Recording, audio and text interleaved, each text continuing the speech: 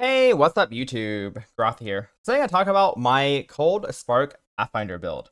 This will probably be either my first character or second character.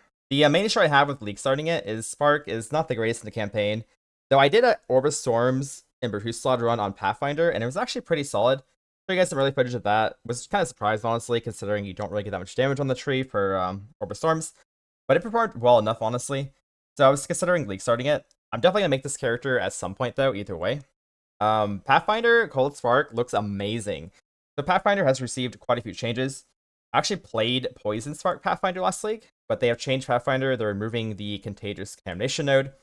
This is what kind of enabled it. This was the spell Poison Prolif node in the tree. They disregarded about spells, honestly, I think, when they removed this. They said it was redundant with Herald of Plague, but Herald of Plague only applies to attack builds. So I think they just forgot about spells again, which is kind of funny, but I still think the Cold Spark Pathfinder will be amazing, so it's not too big of a deal. I kind of repurposed my Poison character on softcore to test, and the character is amazing. Feels great to clear, has pretty good single target already, which is getting way better after the patch, which I'll talk about in a second. And yeah, this feels great to play. Spark is just really nice clear, and Pathfinder has insane quality of life with the less movement speed penalty while moving, while casting, and the cannot be slowed node. This patch we're also gaining the ability to start at Warrior or the Sorceress. This adds a lot of potential build-wise. The most versatile ascendancy in the game now after this change, and it also is giving additional passive points. Prevo's Wisdom is becoming insane, honestly. Increased damage is the least interesting option here. Global Defenses allows us to go Armor ES, ES Evasion, whatever you want to go for, and Global Defense is going to be amazing. I would say you're going to probably go ES in some form, though, with this node, travel node. I'm actually mostly interested in the increased cost efficiency, though. If you take a lot of these nodes here, Archmage becomes a lot more viable for Pathfinder, and also casting Crit Comet becomes a lot more viable. If you have a lot of these increased efficiency nodes, mana should be way less of an issue this patch, which honestly interests me quite a bit. Like, kind of really dislike mana. If you ever watch my stream, mana is really annoying in PvE2, and this makes it far less annoying if you have access to easy mana cost reduction. So I'm pretty excited about that. Let's go into the actual tree here, an actual build idea.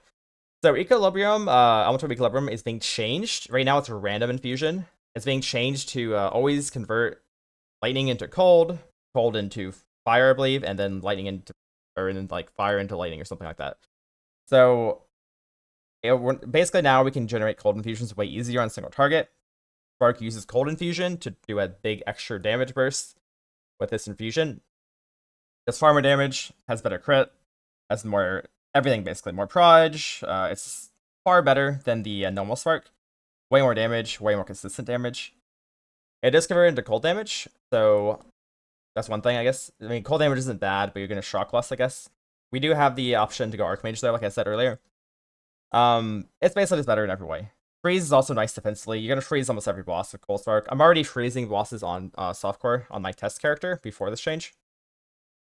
So Overstorms is a limit skill. You need to stack additional limits on it. There is only 2 sources, I believe, for Pathfinder. You get +1 limit on the support gem, and you also get +1 limit on the tree for orb skills.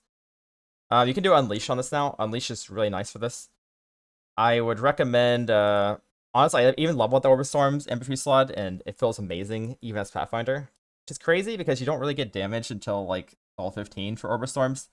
But even with that, it did damage already. So that's kind of the setup for bossing. For AoE clear, Spark can also generate infusions through Siphon Elements. So right now, in my current character, I was using Called Brotherhood to generate cold infusions by freezing with Siphon Elements. After the patch, you can generate lightning infusions by shocking, and those get converted into cold infusions via the Elemental Equilibrium change. So you should have good cold infusion generation while mapping, and also good cold infusion generation while bossing. This combined with all the changes for Pathfinder will make the single target way better and the clear way better, and it's already really good, so kind of interested in that as well. Right now I did massive mana issues, so I had to run like a Mana Remnants Spirit Gem and also lost some mana on the tree to solve mana. But after the patch, we'll be able to save a lot of these points probably with the passive traveling like reduction cost thing. So that'll be a lot better as well. Yeah, I mean the build is getting far better and it's already good. Also, insane endgame potential with the Doran stacking. The tree would look completely different. I mean, it's gonna look completely different either way because this is the old tree, and this is without the whole like starting at witch or warrior thing going on with it. Adorned is essentially just gonna be jewel stacking if you go for this route. Not gonna really talk about too much, but that's a very insane option, like super endgame, like massive budget option.